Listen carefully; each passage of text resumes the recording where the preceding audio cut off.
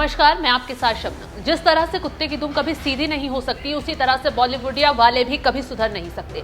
बार बार हिंदुओं की आस्था के साथ खिलवाड़ करके ही इन्हें अपनी दुकान चलानी होती है। कई फिल्मों और सीरीज में हिंदू धर्म का अपमान करने के बाद भी इन्हें चैन नहीं आया, तो एक बार फिर ऐसी ही सीरीज लेकर आ गए हैं जिस पर जमकर बवाल हो रहा है। लगता है ये लोग सोचते हैं कि हिंदू देवी देवताओं का अपमान करेंगे तो अच्छा खासा रिस्पॉन्स मिल जाएगा, सबकी निगाहों में उनकी सीरीज आ जाएगी और उन्हें फायदा हो जाएगा। बार बार इस तरह से हिंदुओं की भावनाओं को आहत करना ये इस और इशारा करता है कि आधे से ज्यादा बॉलीवुड हिंदू विरोधी सोच से भरा पड़ा है।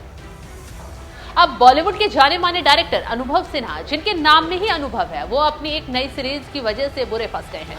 उनके साथ साथ सीरीज को स्ट्रीम करने वाले ओटीटी प्लेटफॉर्म नेटफ्लिक्स की भी परेशानी पड़ सकती है। बता दें कि 29 अगस्त को अनुभव सिन्हा के डायरेक्शन में बनी web series IC814 the Kandahar hijack को ओटीटी प्लेटफॉर्म नेटफ्लिक्स पर स्ट्रीम किया गया है। इस सीरीज में नसरुद्दीन शाह, विजय वर्मा, पंकज शर्मा, मुकुंद मिश्रा, दिया मिर्जा अहम रोल में नजर आए हैं। ये सीरीज सच्ची घटना पर आधारित है। बता दें कि साल 1999 में भारतीय यात्रियों की फ्लाइट को पाकिस्तानी आतंकवादियों के द्वारा हाईजैक कर लिया गया था। इसी पर वेब सीरीज बनाई गई है। बता दें कि इस सीरीज के रिलीज होते ही विवाद शुरू हो गया है। सोशल मीडिया पर लोग जमकर डायरेक्टर अनुभव सिन्हा और नेटफ्लिक्स को खरी खोटी सुना रहे हैं। इस सीरीज को देखकर लोगों का खून खौल उठा है। दरअसल फिल्म के मेकर्स ने IC814 द कंधार हाईजैक में आतंकवादियों का नाम भोला और शंकर दिखाया है।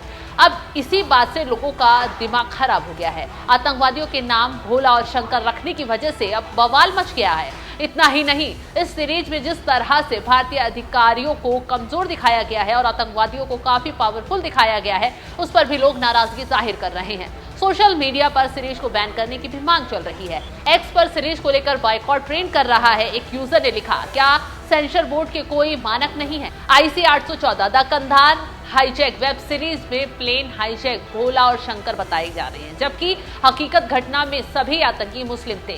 क्या ये झूठ फैलाना नहीं है? भारत सरकार नेटफ्लिक्स प्रसारण को बैन करे। बता दें कि सीरीज को लेकर बड़े विवाद के बाद केंद्र सरकार ने नेटफ्लिक्स इंडिया के कंटेंट हेड मोनिका शेरगिल को समन जारी किया था और इस सीरीज को लेकर बात की थी। केंद्र सरकार की ओर से जारी बयान में कहा गया था, किसी को भी देश के लोगों की भावनाओं को ठेस पहुंचाने का हक नहीं है। भारत की संस्कृति और सभ्यता का सम्मान हमेशा सर्वोपरि है। किसी भी चीज को गलत तरीके से दिखाने से पहले आपको सोचना चाहिए। सरकार इसके प्रति बेहद सख्त है। सरकार से फटकार लगने के बाद नेटफ्लिक्स इंडिया की कंटेंट हेड मोनिका शेरगिल ने अपनी सफाई पेश की है और सीरीज के डिस्क्लेमर में अपडेट करने की जानकारी दी है। उन्होंने अपने बयान में कहा कि 1999 में इंडियन एयरलाइंस की फ्लाइट 814 के अपहरण से अपरिचित दर्शकों के सुविधा के लिए वेब सीरीज के शुरुआती डिस्क्लेमर को अपडेट किया गया है, जिसमें अपहरणकर्ताओं के वास्तविक नाम और कोड नेम जोड़ दिए गए हैं। वेब सीरीज में कोड नाम वास्तविक घटना के दौरान इस्तेमाल किए गए नामों को दर्शाते हैं। भारत में कहानी कहने की समृद्ध संस्कृति है और इन कहानियों और इनके ऑथेंटिक रिप्रेजेंटेशन को पेश करने के लिए प्रतिबद्ध है। बता दें कि 14 दिसंबर 1999 की शाम को 5 आतंकवादी IC814 नाम की फ्लाइट में चढ़े थे और प्लेन को हाईजैक कर लिया गया था।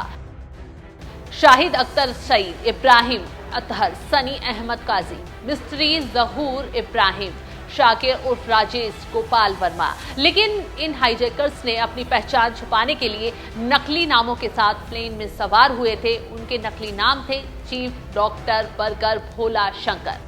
बताते चले कि विवाद होने के बाद ये सीरीज नेटफ्लिक्स पर पहले नवंबर पर ट्रेंड कर रही थी। इस सीरीज से विवाद जुड़ने के बाद लोग इसे देखने में दिलचस्पी दिखा रहे हैं, लेकिन एक बड़ा तबका इस सीरीज का बहिष्कार कर रहा है। हालांकि सरकार ने फटकार लगाने के बाद नेटफ्लिक्स ने सीरीज के डिस्क्लेमर में अपडेट कर अपनी सफाई पेश कर दी है। वो भविष्य में इस तरह की गलती न करने का सरकार को आश्वासन दिया है। वैसे आपका इस खबर पर क्या है कहना, में कमेंट कर जरूर अपनी राय बताएं।